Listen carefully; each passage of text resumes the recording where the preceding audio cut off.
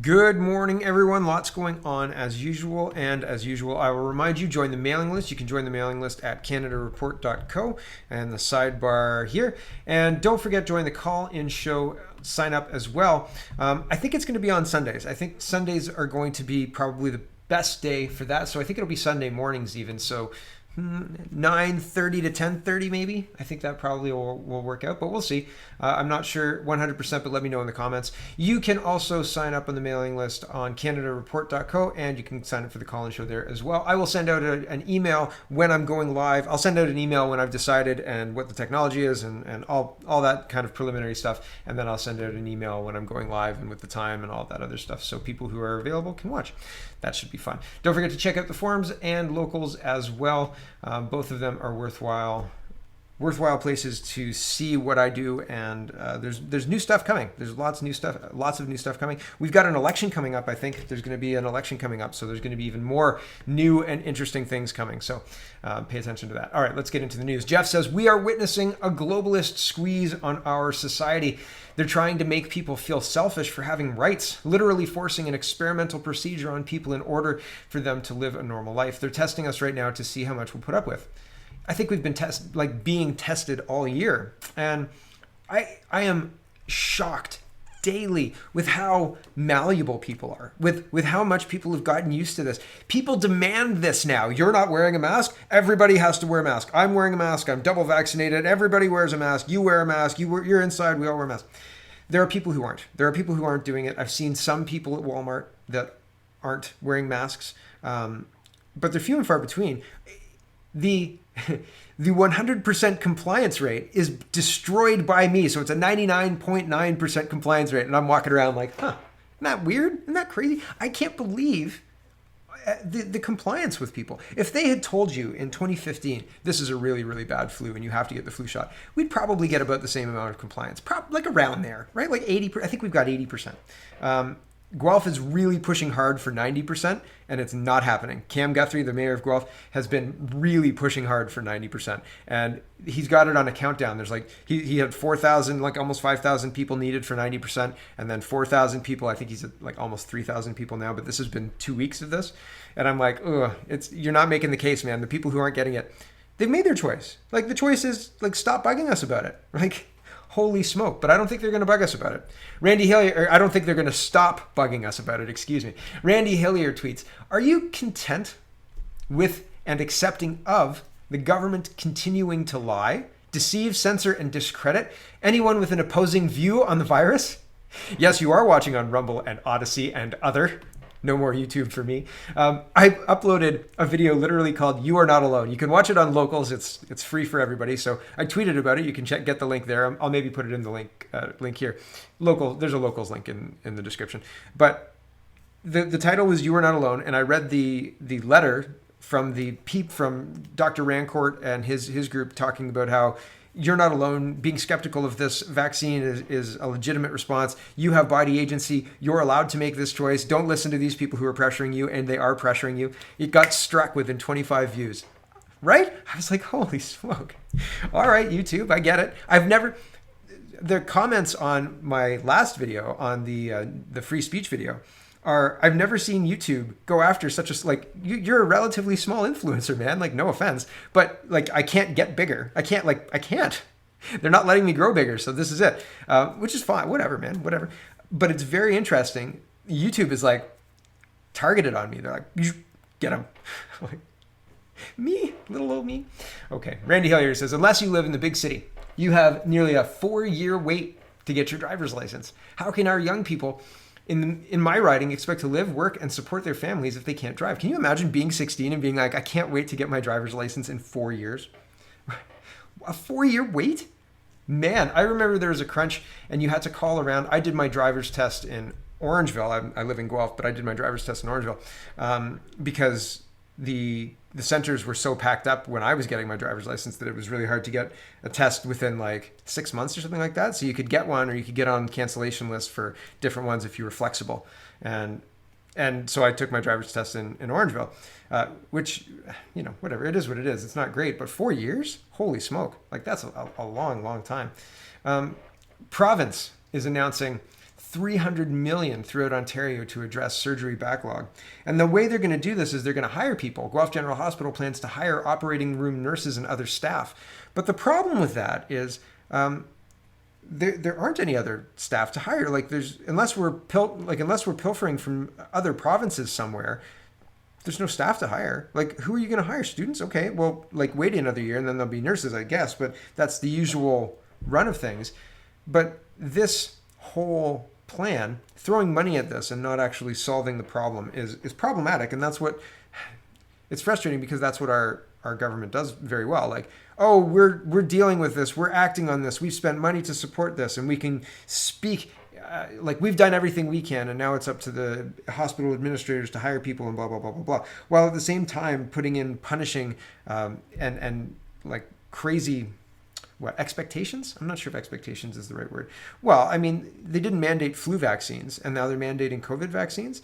It seems like that's a bridge too far. And there are people who are walking away from their jobs for that, like saying, no, I'm not going to, like, that's not your choice. It's my choice, right? Like, you don't get to mandate that, and I'm going to stop doing this job for you if you continue. And then that happens. And there's other churn as well, like people's families move, opportunities for a husband get priority, and then people move.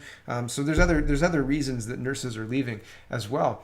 But fundamentally, just throwing money at this without changing any of the policies that are driving some of the churn, not all of the churn, isn't going to result in fixing the problem. It's just going to result in a more bloated, bureaucratic, expensive system that doesn't actually get the job done. And that's not good. You don't want that.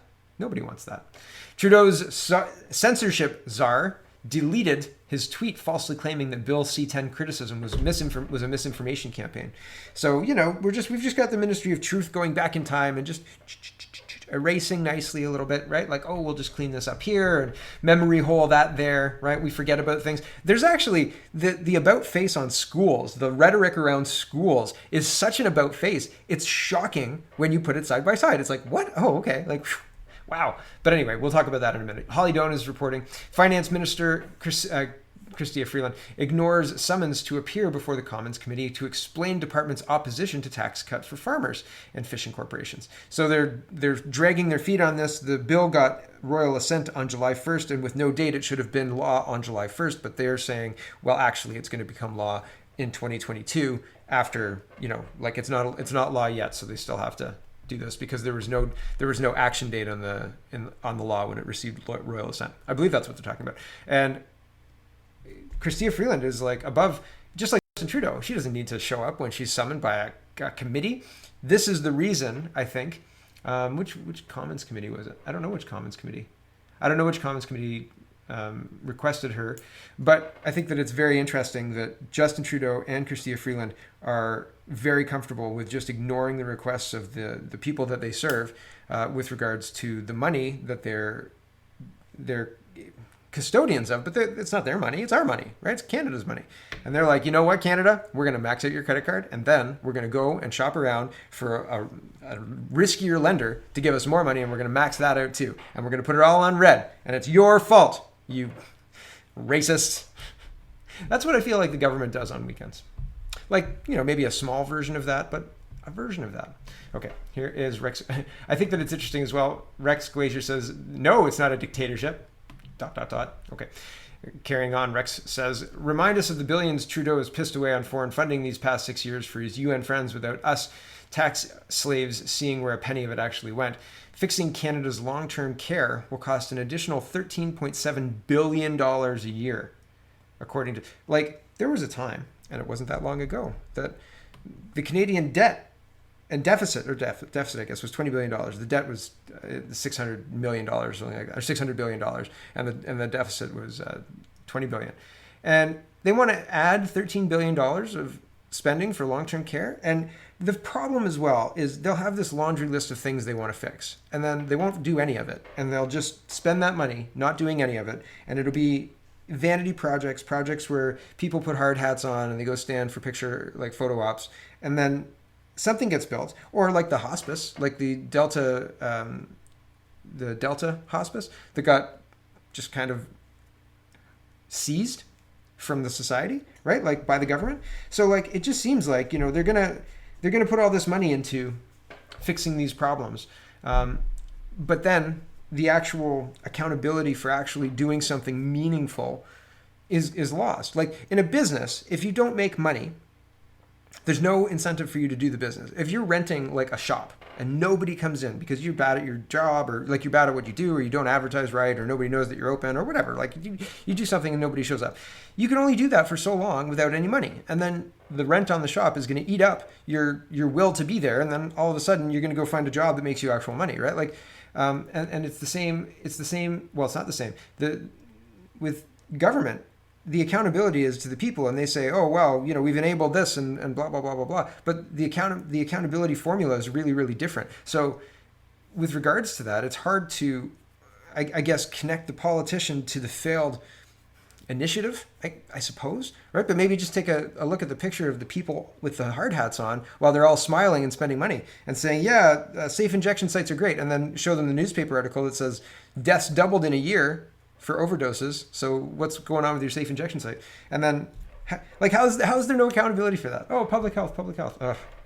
So accountability, right? Lacking across the board in infrastructure, in public health, everywhere in our government. Just no accountability at all. Canada's health system ranked second last among 11 countries. I remember a time when, and like I worked in schools, so I remember a time when I used to talk with teachers. We used to talk politics until I said Donald Trump is going to win, and then we stopped talking politics. I was like, no, look at what's happening. He's going to win. We're a little bit busy right now, Mark. Oh, okay.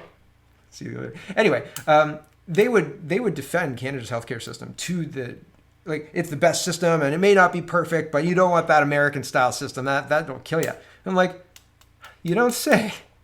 Maybe in New York, maybe if you've got a bad governor, right? But I don't see the Liverpool care pathway that's been expedited to these private hospitals. The Liverpool care pathway has been exported, to Canadian public health, I guess, and that's scary because they're doing it in Spain, they're doing it in all sorts of other places. They've got these protocols that put people on sedatives, and it looks like a respiratory distress death. But is that what it is if you're on sedatives and you're intubated and stuff?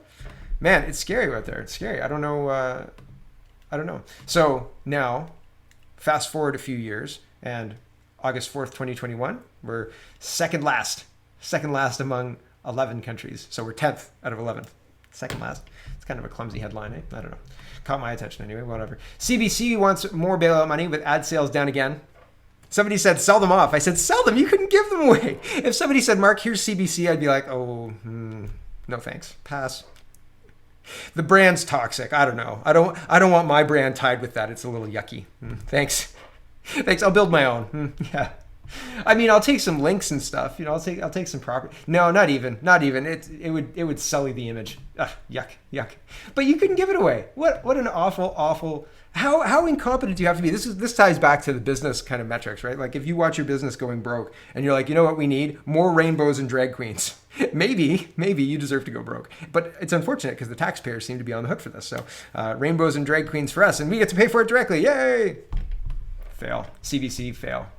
Elections on the horizon, and Jody Wilson-Raybould is getting screwed again, right? This is kind of in the line of free speech, so we'll talk about this. Pundit classes, according to rumors. Now, I heard August 15th, and then I heard Sunday. This is where I heard Sunday. August 15th and Sunday are, I guess kind of the same day. Like, not the same day, but on the calendar, it's close enough, right? August 15th, well, I guess it's a week. And it pulls the week back as well, so it would be September 13th for election night. So according to rumors, Trudeau will call his snap election on Sunday and hold the election on September 13th. Jody Wilson-Raybould's book is scheduled to be released the next day on September 14th. Her voice is sidelined again. Right, the day after the Prime Minister is re-elected for the third time. Right, and I don't want Trudeau re-elected for the third time, but if you look at the polls, it looks like O'Toole is leading his Conservatives to not a stunning defeat, but in context, an absolute bloodbath, right? He's projected to lose 17 seats. So are all 17 going to go to the People's Party? Is Sloan going to take 7 and People's Party going to take the other 10? I don't know, man. Maybe the Bloc? I don't know.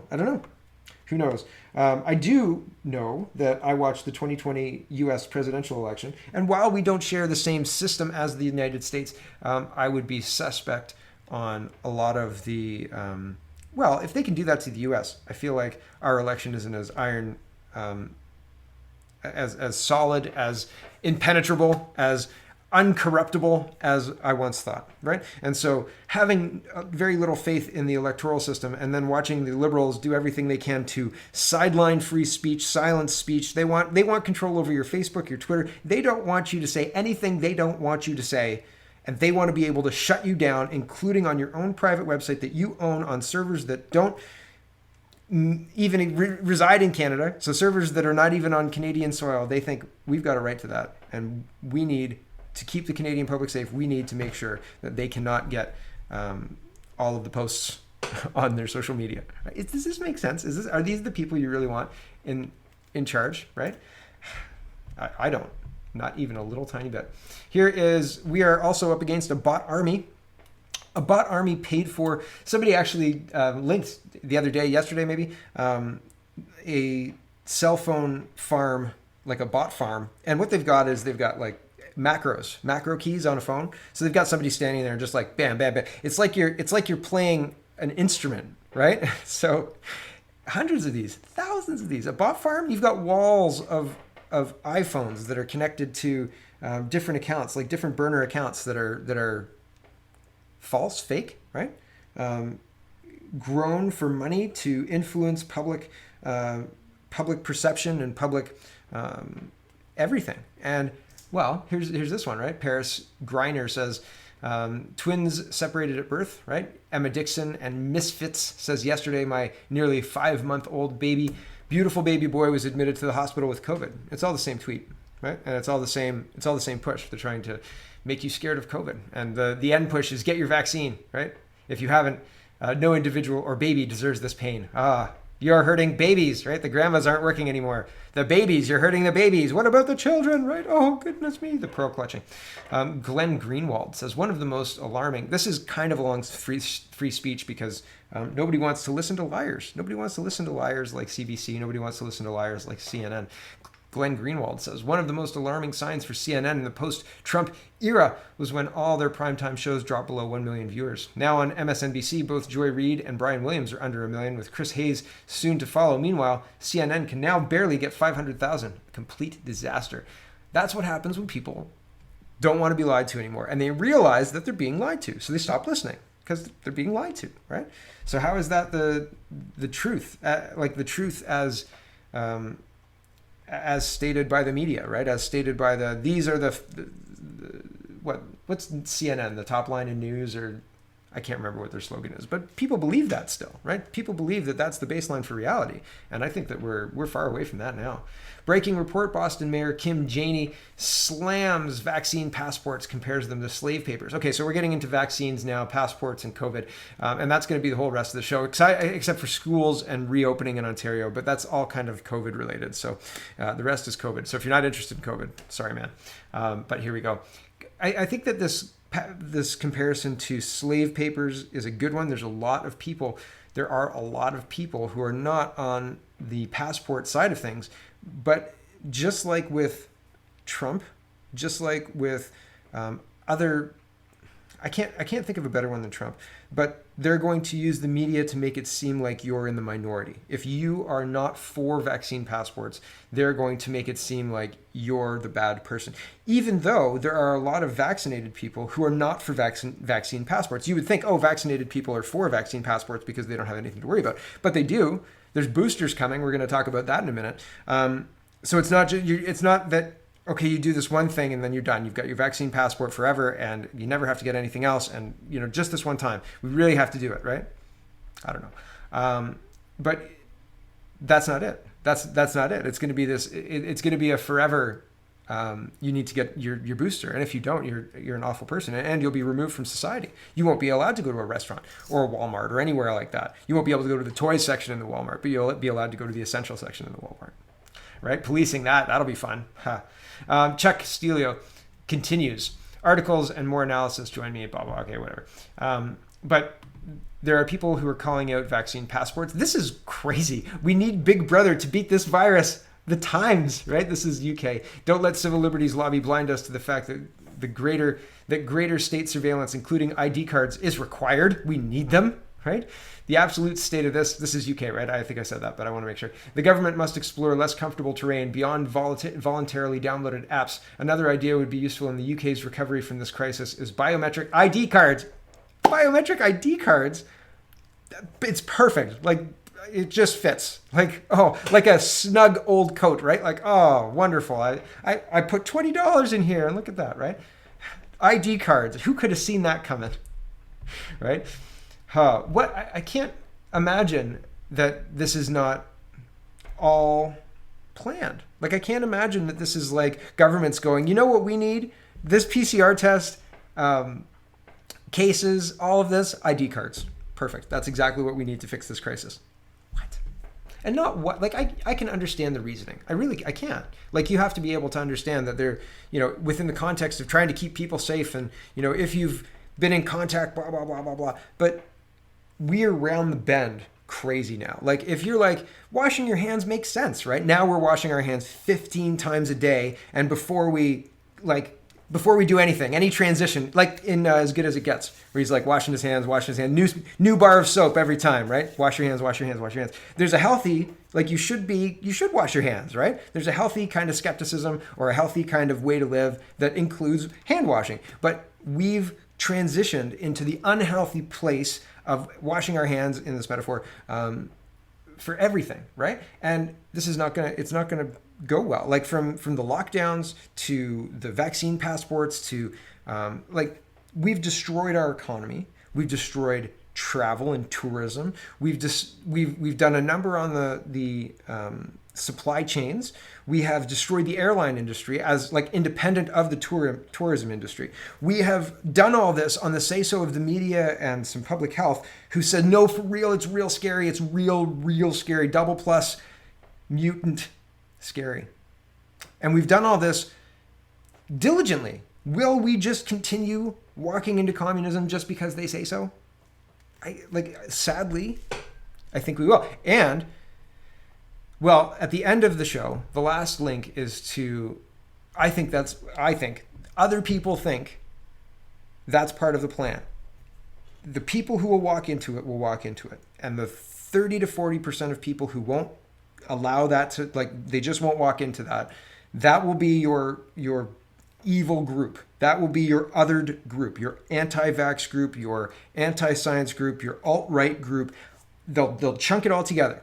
It doesn't matter that it's not accurate. It doesn't matter that it's a lazy smear. Like climate denial is a lazy, stupid smear, right? So you alt-right anti-vaxxer white supremacist is the all-encompassing of the other, right? The Jew from the 1940s in Germany, right? It's the same type of separation. Somebody sent me the brown eye, blue eye experiment. I have yet to look through that, but we've explored the Hutu and the Tutsi. There are situations, the Irish, separating and wedging people against each other who look similar. You just use religion. Like, there are ways to make people hate each other without hating the color of other people's skin.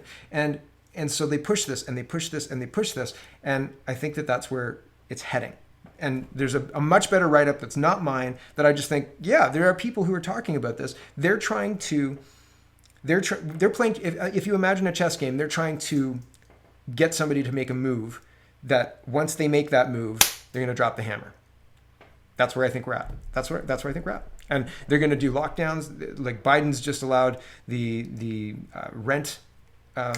They're extending it for another certain amount of time. I read it this morning. It wasn't top of mind because it's not really related, but it kind of is.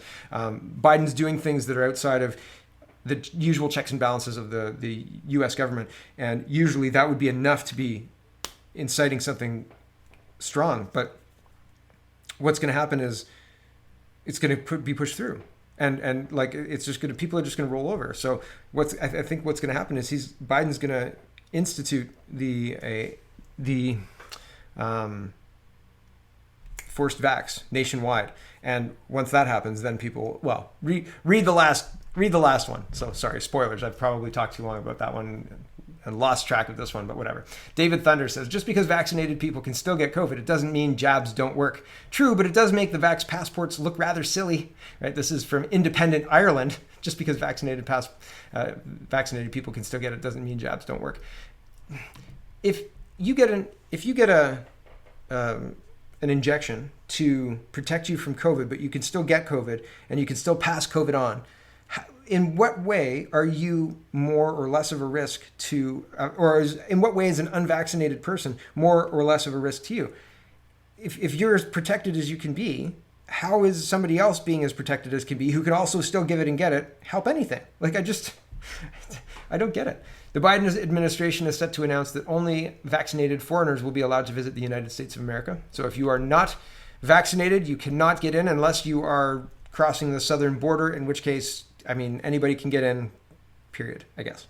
If you can get through, I mean, don't go by Texas right now, right? But like, there are other places where it's kind of leaky, I've heard. Update from Australia. Police have created checkpoints along main roads and are pulling people over to ask them why they've left their house. If your reason is not good enough, they'll fine you under what they're calling COVID legislation, which does not exist. We kind of had this. It's like wintertime in Australia right now, as far as I understand that. It's cold in Australia right now, and they'll be getting into summer when, like, it's summertime there when we have Christmas, right? So we kind of had that, right? We had interprovincial borders. We had Doug Ford say cops are going to be allowed to pull people over, and the cops said, no way, we're not doing that. That's like, they had the lockdowns and the stay-at-home orders and all sorts of stuff in place, and with the exception of essential travel and all of that. And they tried to give the cops this power, and the cops said no in Ontario. So is this that same thing repeating, or is this something different than? Is this an evolution? Is this something that our police would say, okay, yeah, we can do that one? The Australian police did it, so we can do it. I don't know. Speculation. I have no idea, but it's kind of in line with the vax passports. They want papers for you to enter a restaurant, an establishment, but they do not want papers for you to vote. That's in Canada. Here's Governor DeSantis talking about the Democrats' kind of position on voting and papers, please, and comparing exactly the same thing that they want to do in Canada. They want to do in the U.S. And DeSantis says, no, this is how you stand up for your citizens, not regardless of the consequences, but this is how you stand up for your citizens. Here we go. Governor DeSantis. To do it. Biden, he rejects science because he denies the fact that people that recover from COVID have long-lasting immunity. And that's been proven time and time again, and the data is very clear. So his vision is, just like in New York City, restaurants should ban young kids from being able to go in because they're not eligible for vaccination, and law-abiding citizens have to produce proof of their medical records just to go to the gym or attend an event or just to participate in everyday society. He wants that, but yet if you want to vote, he thinks it's too much of a burden to show a picture ID when you're voting. So no voter ID, but have to show your medical papers just to be able to live in everyday life. Give me a break. Right. Give me a break. Give me a break, right? So that's what they're trying to push here. As well, what if somebody, let's say, this results in myocarditis, right? Let's say somebody has heart issues. Say somebody has a family history and a heart issue, and they're getting an EKG, and the employer says, mandated, you have to get this. At what point, like, how much medical information are you now obligated to share with your employer about how your vaccination status, the reason for your hesitancy with regard to the vaccination status? If you've got an EKG, maybe it's a doctor supported hesitation with the vaccination status. So within context, how can anybody mandate this? Especially because the medical information between you and your doctor regarding your heart health. Another example, pregnancy. What if you're newly pregnant, right? But you've got 9 months to go. Do you now have to tell your employer, well, I'm pregnant and I don't take cold medicine because that might hurt the baby, and I'm not putting this into my body, regardless of what anybody says about it, because it might hurt my baby, and I have body agency and I'm allowed to do that. Do you now have to share the fact that you're pregnant with your employer in order to justify your hesitancy on this experimental thing? Like, what an insane thing to do to people. What a crazy, crazy thing to do to people, right? I just think it's wrong. I think it's absolutely terribly wrong. And I don't think there's any justification for it. None at all. Okay, getting into vaccinations. France will offer seniors and vulnerable people a third shot. Oh, you lucky people.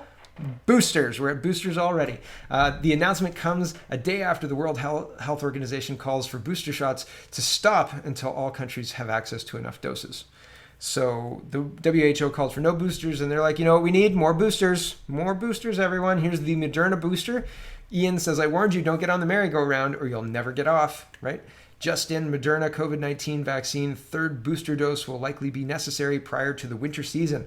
Prior to the winter season. So we just need to get 2 doses and then another dose, and then another dose, and then another dose, and then another dose. Okay. How many doses do we have to get? Do we have to keep getting our vaccine passport updated? Okay. How much buy-in do you need on this? Right. The third jab has been available in Israel for over 60s, 1.5 million people for a week now. Only 14,000 people have had it so far. That's less than 1% of those eligible. No one wants the Pfizer poison anymore. Yeah. Yep. I'm not surprised by that, but will people just stop complying? Will people just not go? Will everybody just say, no, we're done with this? I think that the only way to send a message is for a mass strike, just like in France.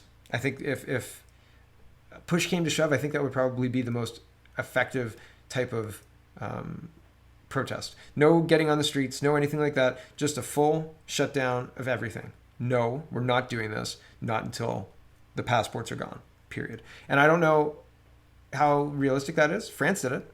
Or France is doing it, I guess. I don't have an update. I read it yesterday, but I don't have an update on how that's going. If it's like a 3-day, 5-day, what they're doing with that. But I'll let you know when I read an update on it. I will. I want to follow that story up because I think it's interesting. But I think that's possibly the best way to do it, because then it hurts everybody.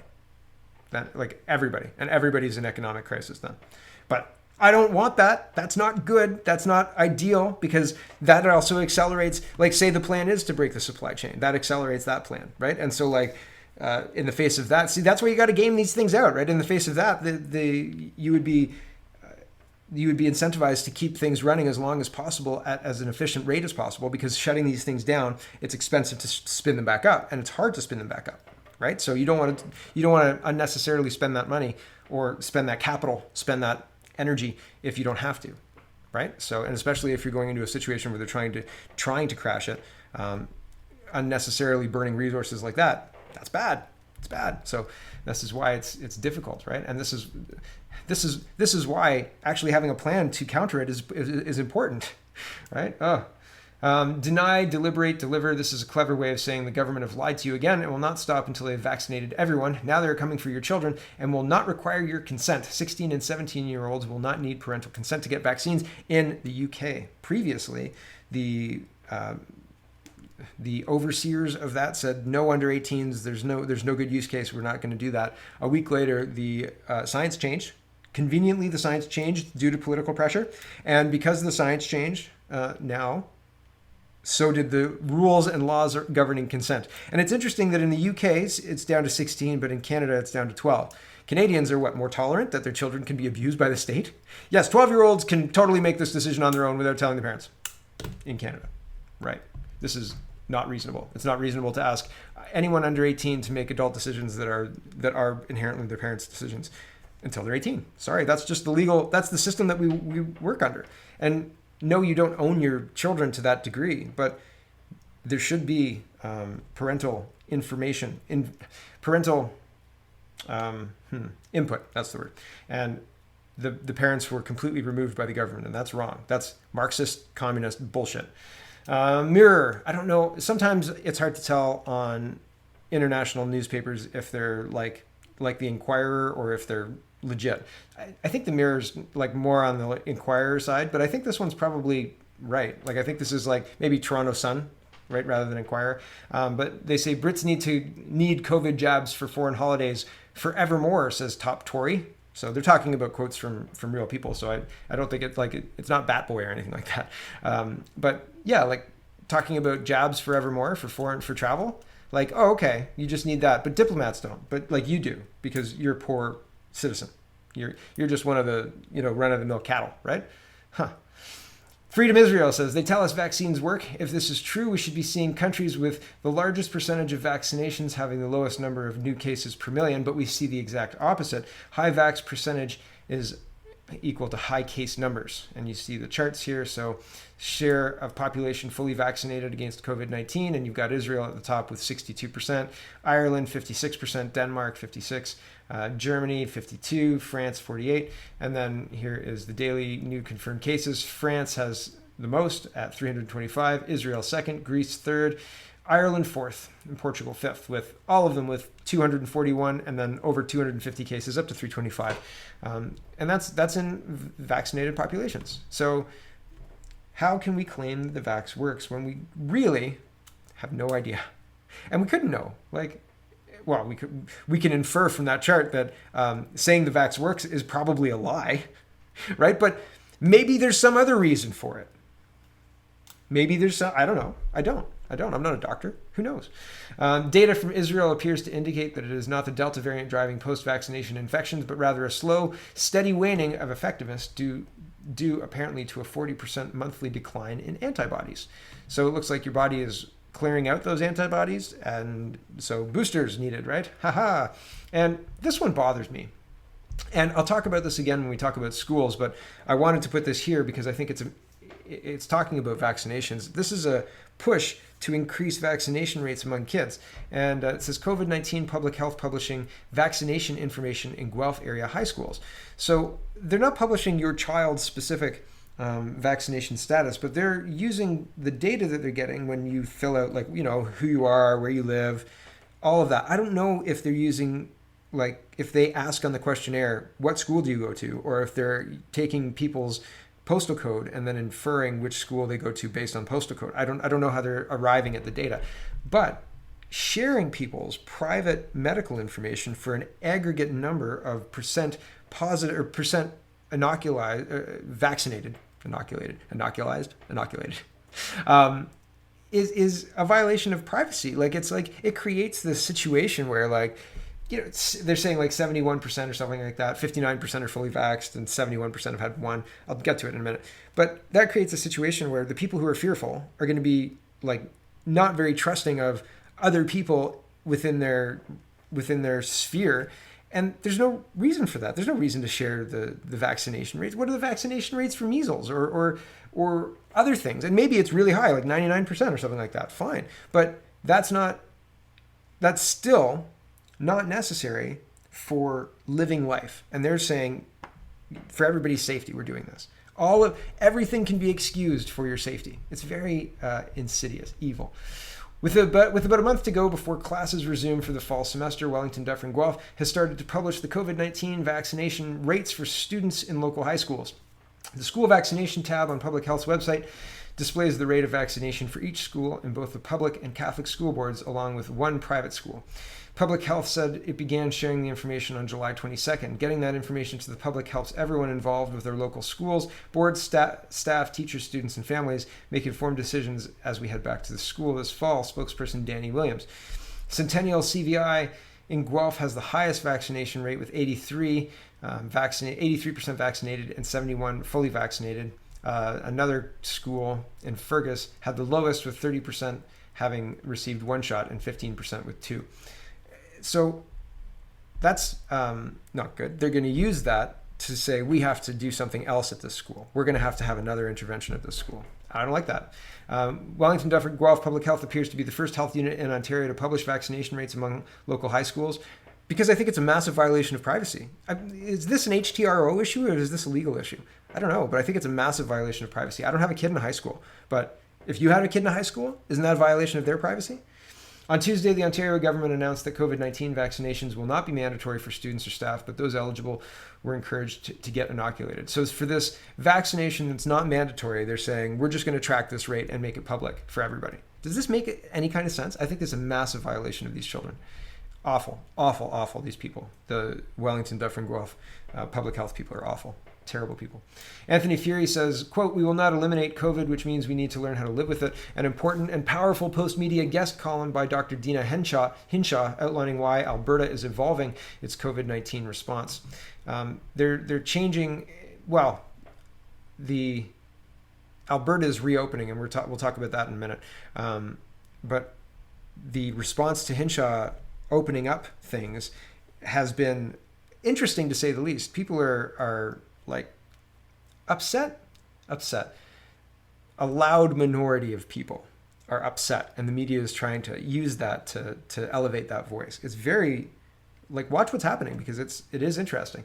We'll go to the UK first. Lockdowns are happening, and they're rolling out in different places first before they roll out in the States. I heard just today that the indoor dining was closed in Guelph Market, and there were arrows back on the floor. I really think we're going back into another lockdown, and I think that's terrible. But here's the UK. Lockdown proponents can't escape the blame for the biggest public health crisis in history, or the biggest public health fiasco in history. Failing to protect the old while causing enormous collateral public health damage, lockdowns are the biggest public health fiasco in UK history. UK should have listened to these people and gone the route of Sweden. That's interesting that they're calling people out for that. Zero COVID team just unlocked a new level of insanity.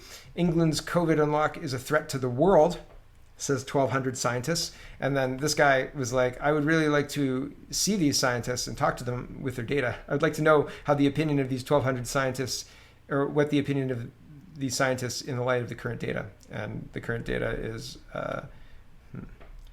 it does not show what those scientists' conclusions state. Here is DeSantis, and he's talking about protecting the people that he is representing as well. And I think this is queued up. Here we go. In-person education. I'm going to stand in your way, and I'm going to stand up for the kids in Florida. If you're trying to restrict people, impose mandates, if you're trying to ruin their jobs and their livelihoods and their small business, if you are trying to lock people down, I am standing in your way, and I'm standing for the people of Florida. So why don't you do your job? Why don't you get this border secure? And that's to Biden. Good job, DeSantis. DeSantis Trump, or Trump DeSantis? COVID in Sydney, military deployed to help enforce lockdown. And this is happening in Australia. I think it's terrifying. I think it's terrifying because there are these... We watched things roll out across different places in the world. We watched Wales shut down non-essential goods. We watched Manitoba do the same. We watched people get arrested in a park, be assaulted. We've seen that in Toronto. We've seen all sorts of violations of our basic rights in the name of the greater good and your safety, and it's bullshit. They're lying, and they need to be held accountable. But I was talking, the Iraq War. They lied about WMDs. They literally started a war in Iraq with Saddam Hussein, toppled him from the United States. It was a regime change disguised as a war. And was anybody ever held accountable? So I talk about accountability for these public health people, etc. The reality is, they're going to get a golden handshake. They'll walk away. They'll retire. Everybody will say they did such a great job, while thinking, we were locked down for a year and a half. We're destroying ourselves. And the accountability, as likely as the accountability for WMDs in Iraq, that lie that destroyed a country, the treasure and money and people and everything. And for what? What did we gain? What did the West gain from that? Hatred from the Middle East, right? Like, it's not likely that this is all going to get put back together again. Humpty Dumpty's busted, and right? And he's been broken for quite a while. We're just walking around on the shelves now. Like, pick up 9/11 and have a look and be like, oh yeah, that's an interesting thing that happened, eh? Sweden's no lockdown COVID response is often called an experiment. This is from the Team Sweden Unlocked. This is utterly false, and it's easy to prove. In this thread, I'll go through pre-2020 pandemic plans from the WHO, CDC, Johns Hopkins, UK, and Australia. None recommend 2020-style lockdowns. Let's start with the WHO pandemic plan from 2019. Quarantine, border closures, and contact tracing are explicitly not recommended. They also reviewed the world's 10 best mask studies. All concluded masks don't work. Here's the CDC's 2017 pandemic plan. Zero mention of restaurant closures, let alone business closures. Stay-at-home orders? Nope. Only voluntary home isolation of the sick and exposed. Masks? Only by sick people in crowded situations. The CDC's 2017 plan did consider temporary school closures, but it was never defined what temporary means. So we turned to CDC's 2007 pandemic plan for a COVID-level pandemic. They considered closures of no more than 4 weeks. 4 weeks. We've been closed for quite a lot longer. Fun fact, prior to 2007, social distancing did not exist in any pandemic plan. It was a theoretical, untested concept pushed into CDC pandemic guidance by George W. Bush based on a high school science project. You can't make this shit up. Yeah, social distancing. Here's the UK 2011 pandemic plan. Masks, border closures, mass gatherings not recommended, no evidence to support their efficacy. Also, it will not be possible to stop the spread of or to eradicate the pandemic. Oh, there's more. Hold on, sorry. Here's Australia's pandemic plan. It starts with an ethical framework ensuring that the rights of the individual are upheld as much as possible, and privacy and confidentiality are important and should be protected. Wow. Australia, school closures not recommended, workplace closures not generally recommended, mask evidence, no evidence, canceling mass gatherings not generally recommended. Interesting fact, Western Australia had a COVID-sized flu or perhaps undetected COVID in 2019, yet they never closed schools or businesses, and they never wore masks or closed borders, and literally no one noticed or cared. Johns Hopkins put out a pandemic plan in September 2019. There's a broad lack of evidence of efficacy on NPIs, non-pharmaceutical interventions, also known as lockdowns. Johns Hopkins also circulated, NPIs are also physical distancing, putting masks over, all of those are NPIs. Johns Hopkins also calculated what a 1918 level pandemic would look like today. Their estimate 100 to 400 million deaths. Current COVID deaths, 4 million. Any politician, journalist, or COVIDiot who compares COVID to the 1918 flu is off by a factor of 25 to 100. The Johns Hopkins plan even mentions lab leaks. These events are believed to be considerably underreported due to lack of reporting mechanisms and potential consequences to the researchers or research institution. Johns Hopkins also looks at pandemic plans around the world. Surely China, which claims it eradicated COVID within 8 weeks of lockdowns in one province, must have had a fabulous pandemic plan, right? Nope, the last time China published a pandemic plan was before 2009. Still not convinced Sweden was an experiment? January 23rd, 2020, trying to contain a city of 11 million people is new to science, said Gauden Gala, WHO's representative in China. It has not been tried before as a public health measure. So there you have it, folks. Sweden was not a bizarre outlier. It was the only country that actually followed pre-2020 pandemic plans. Everyone else panicked, threw their existing plan out the window, and slavishly copied China with utterly disastrous results. Completely and utterly disastrous results. All right, well, here is the school stuff. Schools in Ontario, and I know Ontario is just wild. It's crazy what's happening here. Education Minister Stephen Lecce and Dr. Kieran Moore said COVID-19 vaccines will not be mandatory for students and school staff who are eligible, despite saying that the province's best chance at avoiding a fourth wave. Interesting. Here they go on. Largest school board in Ontario will be masking 4-year-olds. Other boards will follow suit, right? So in the provincial plan, junior kindergartens and kindergartens weren't masked, but the Toronto District School Board saying, oh yes, they are. And last time they got away with it, so this time, why would they not? Going back to Minister Lecce and his announcement, he says unvaccinated students won't face any different rules within class settings. Ontario CMOH says 1 week after indicating the exact opposite. Yeah, that's kind of weird, right? Here's the Kieran Moore, Dr. Moore. He says there shouldn't be any barriers or stigmatization of children who have not received the vaccine in any way, normal activities throughout the school year, or in any way in normal activities this school year. But on July 27th, last week, he said Ontario will have different rules for unvaccinated students this September. Dr. Kieran Moore said the province's outbreak management plan for the new school year applies a separate set of rules based on vaccination status and cautioned those who have yet to receive a vaccine they'll be forced to learn from home if they're exposed to COVID-19. Fully immunized students and staff would face minimal interruption from work or school if they come into contact with a high-risk carrier of the virus and test negative for COVID-19, Moore said. Unvaccinated students and staff would immediately have to isolate for a minimum of 10 days and require at least 2 negative COVID-19 tests 7 days apart before returning to school. If that test on day 7 is positive, you're off for another 10 days, Moore said. That's a potential for 20 days from school directly because you weren't immunized.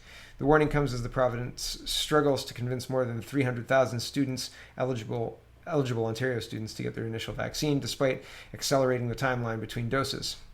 So, I mean, that's not in class. That's different. If you're exposed to somebody, then you could still be out 20 days, but then come back and be like a regular part of class. But this whole like close contact nonsense is what? No, it's nonsense. It's nonsense. It's a way to punish kids for like daring to be in class or daring to be involved in something. If you're involved in like 5 things and class and looming club and like 5 things, whatever 5 things, and like floor hockey has an exposure, right? So now you're out of school for potentially 20 days and missing out on a whole bunch of stuff. Like, so the more things you do, the more likely it is that you will be exposed and have to miss out on school. But when you're in school, you'll be able to fully participate in everything. The whole thing's a disastrous mess. Like, it's like built by people who are not a part of day-to-day school and don't understand what kids need at base. Elementary teachers who should understand say the Ford government delivered an incomplete and inadequate plan that loosened safety precautions, likely leading to COVID-19 outbreaks and disruption to in-person learning. We're calling on them to do more and ensure safe, sustainable return. This is just union garbage bullshit. Here's a teacher who says, teacher here, all unions need to poll members. I don't feel you represent my voice and I'm not alone. Ask us if we feel these concessions are worth tarnishing our reputation over while simultaneously destroying kids' lives. I look forward to my right as a paying member to be heard. I wish you luck, Betty. I wish you luck. Reopening. Some places are reopening. Premier Jason Kenney offloaded responsibility of onto Alberta's top doctor, Hinshaw, for lifting all public health orders as local leaders and healthcare experts from across the country continue to condemn the province's plans. Jen Gearson, who's a reporter out there, says, at this point, there's really absolutely no reason to think that Hinshaw isn't 100% on board with the province's plans. She's done Q&A with CBC and even penned an op-ed explaining her rationale. If 17 months ago you were praising public portraits of this woman and now you're calling her a murky partisan murderer who wants to kill our children, it may be possible that you're acting like a goddamn lunatic. Excuse me. She says, hey, remember like 6 months ago when the far-right anti-mask coup d'etat types were marching on the legislature calling on Kenney to lock Hinshaw up and everyone marveled at the idiocy and insanity on display? That is you now. I can empathize with always irrational, always present parental fear. I live there too. I understand the incredible whiplash going from deadly pandemic to COVID as a flu now. I get that social isolation for 17 months of fear have eaten our brains, but good Lord, everyone, we have to get a handle on ourselves. Deep breath, stiff drink, get off Twitter for a while. Yeah, I keep telling people to turn the TV off. Like, just stop listening to these crazy, crazy people. There's no point in listening to these crazy, crazy people. Alberta top doctor apologizes for causing confusion, fear, or anger. So the backlash she got was because she was opening things up. And she's like, sorry about that, but we have to get on with our lives. Alberta's top doctor is apologizing for causing confusion, fear, or anger after communicating the province's plan to eliminate remaining COVID-19 public health measures. In a column sent to various media outlets Wednesday, Dr. Hinshaw said her words have caused some people to think she believes COVID is over. Hinshaw said that was not her intended message. We will not eliminate COVID, which means we need to learn to live with it, she writes. As vaccine coverage has changed the nature of the province-wide risk of COVID, it is time, in my opinion, to shift from province-wide extraordinary measures to more targeted and local measures. She said lifting isolation requirements, asymptomatic testing, and eliminating contact tracing with the support of the whole health of Albertans by allowing the province to focus on other health threats such as opiates deaths and syphilis. Syphilis? Is there a syphilis outbreak in Alberta? I mean, I'm sorry, everyone. That's crazy. Who knew? Syphilis? Really? What are you guys doing out there? I was at Walmart yesterday. We're at the end of the show, pretty much. I've got some generic things to talk about, but we're all but done. But I was at Walmart yesterday, and they had gotten rid of the plastic bags. So all the plastic bags are gone. Now I bring my own bags anyway, and have been bringing my own bags for years because they actually, like, the big square bags work way better than having like 100 little bags. But I've got my bag thing right here. Anybody who's seen my studio knows my bag thing, like the grocery bag thing is right there in the garage, right? And they're all gone. They're all gone. I had meat. I was going to put meat in the bag. I have I had packages of meat that I wanted to transport without getting in the fabric bag. And I asked the girl, I said, where's the where's the plastic bags? I need a plastic bag for my meat. And she said, oh, yeah. She said, well, legislation came into effect on August 3rd that removed all plastic bags from grocery stores. So it's gone across Canada. And I said, crazy people have taken over our country. I said, you understand this? I said, crazy people have taken over our country. No good is going to come of this. And she looked at me and she was like, I know, sir. And like the deadpan, it was funny because like she nailed the deadpan. And I was like, there's nothing else we can say to each other. I'm going to continue scanning my groceries and I'll just be angry about the lack of plastic bags by myself.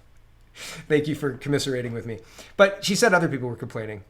But I mean, like, it's the 5th, right? So other people are going to complain and then we'll go back to normal. The bags used to be 10 cents. They used to be 5 cents. Then they were 10 cents. Now the fabric bags they've replaced the plastic bags with are 25 cents. And just try and pick up poop from your dog with that. Like, good luck. It's fabric. It's not going to work. Frustrating. These people have lost their ever-loving minds. Here is a 15-part thread by a patriotic trauma surgeon, and he talks about consent and implied consent. And he says in his job, he's got a special implied consent because he's a trauma surgeon, and people are like dying when they show up, and so they're unconscious. So like the only risk to their life is his inaction. Like if he just stands there and doesn't do anything, they're probably going to die. So he has to do something, and so he's got a lot of leeway to do that thing, and without permission. But not now. We don't have permission to triage a whole population with an experimental gene therapy vaccination thing. It just doesn't work like that. I was going to talk about Australia. I think I've talked about Australia. Here is the cathedral. I've watched this video a couple of times. This is about power and control and entrenching that power and control and moving people assets. It's assets. Think about it like a chessboard. The cathedral is like well, you should watch this video and this one too, like number 2 and number 3. And this has been shared with me to explain why bad people keep getting ahead. It's because there's a huge support system that is built up. These people are playing for keeps, okay? And this is their structure. This is it. This is what's in play. They have the universities, they have municipalities, they have public health, they have the Catholic Church, they have the Pope, I'm sure. They've got all sorts of power levers to pull from, and this video will explain why what happens is happening. Why when they say this is the plan, that's the direction we're going, and why Trump pissed them off so much, because he accomplished a lot, but he couldn't accomplish everything that he said he was going to do, right? And maybe he lost, and maybe he didn't. Maybe we're just watching the rollout of an epic upset for like the people who are planning all this. But I don't know. There's every chance that he lost. And if he lost, well, then this will help you understand why. Okay? So there you go. And this is the write-up that I was talking about. I took too long with at the beginning, talking about this is the plan. Step 1, Biden announces a nationwide overreaching lockdown. Step 2, Americans react against the medical tyranny and take to the streets in peaceful protest. Step 3, the criminal Biden regime exploits the chaos of the protest to stage a violent false flag attack against a medical facility so they can blame the gun owners who are also anti-vaxxers. It's a whole collection of people that are just going to be othered, right? Those evil blahs. But the right-wing, anti-vax, anti-whatever, blah, blah, blah, all that stuff, racist, blah, blah, blah, right? All the stuff that they tried to paint anybody who's against their tyranny with already. Step 4, CNN runs with the staged footage claiming anti-vaxxers are terrorists. The entire media jumps on the engineered narrative to whip up mass hysteria and hatred against the unvaccinated. This further divides America while the media whips up the emotions to insane levels. Step 5, Biden uses the emotional hysteria to issue an executive order outlawing all gun ownership by civilians.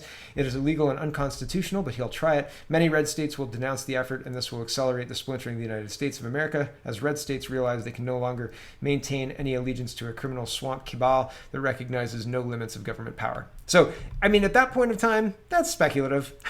But maybe, right? Maybe. If Biden launches this, Biden launches door-to-door strike force teams now heavily armed after the false flag theater to forcibly vaccinate people at gunpoint and confiscate their firearms. So not only are they getting the people who are vaccinated, they're going directly after the gun owners first to vax them and confiscate, right? And if they put up a resistance, well, now they're criminals. They're evil criminals who are part and parcel of the false flag. Have you ever seen the movie Wag the Dog? I'm going to bring up the trailer, and I'm going to play the trailer to end the show today, because it is a movie that's got Dustin Hoffman and Robert De Niro. And if you know anything about anything, that should interest you. But Wag the Dog is a romp, a hilarious travel through a presidential election where they need to, where they need to distract the public long enough to get them, to get the president reelected. And so they stage a war. And you should go watch this movie if you have not watched this movie. It is a wonderful movie. Check it out. Here is the trailer for Wag the Dog. I'm not affiliated with this motion picture. I just watched it in the 90s, and I didn't realize what I was watching. I didn't realize I was watching the There's a crisis in the White House. modus operandi of politicians since at least 1980, probably 1960, and maybe before that too. But check this out. This is just wild. Okay, I'll come back and say goodbye at the end of this clip, because it's that fun. It's that fun. Here we go. There's a crisis in the White House. What's the crisis? And the president's top advisors have been called together. Oh, jeez. The sexual misconduct occurred inside the Oval Office. With the election only days away, how much will this scandal affect the outcome? The president spent the weekend pressing the flesh. He wasn't campaigning, he was dating, actually. Now, Washington's top spin doctor We can distract the press for 11 days till the election. I think we got a chance. has an idea, We can't afford a war. We're gonna have the appearance of a war. but he can't pull it off without Hollywood's top producer. Do I know you? We have some mutual friends in Washington. Why come to me? We want you to produce. You want me to produce your war? Not a war, it's a pageant. We need a theme, a song, some visuals. We need, it's a pageant. New Line Cinema presents How close are you to this? What do you want the kid to say? all the spectacle, I know we're all concerned for the president. I know we're all concerned for the president. I know that we are all concerned for the president. He didn't sell the line. all the drama, The president's gonna go to war with Albania in about 30 minutes. Albania's hard to ride. These are chips. We need it for the armed position on the screen. It'll be a kitten. We'll punch it in later, right? and all the effects of real war. Okay, put the village behind her. Give me some sound of screaming. Without the casualties. America has seldom witnessed a more poignant picture of They used the same process with the last Schwarzenegger movie. You're the man. Albania, Albania. That rhymes. I can't believe it. We forgot a hero. It was like we sent him the Christmas card and we left out the fruitcake. There you go. Sergeant Schumann, if I may, welcome to history. How are you? Anybody wanna? Okay. It's a long clip, but holy smoke, it's worth watching, and it's funny as all get out. But I'll warn you, if you watch with the right eyes, you'll go, holy smoke, they did all of this and more. The Kirsten Dunst scene, right, with the punched in kitten. Do you believe everything you could see in the media? Because I'm skeptical. Thanks for watching, everybody. Check out canadapoly.com. Check out canadareports.co. Check out speakingmoistly.co. And have a wonderful, wonderful day.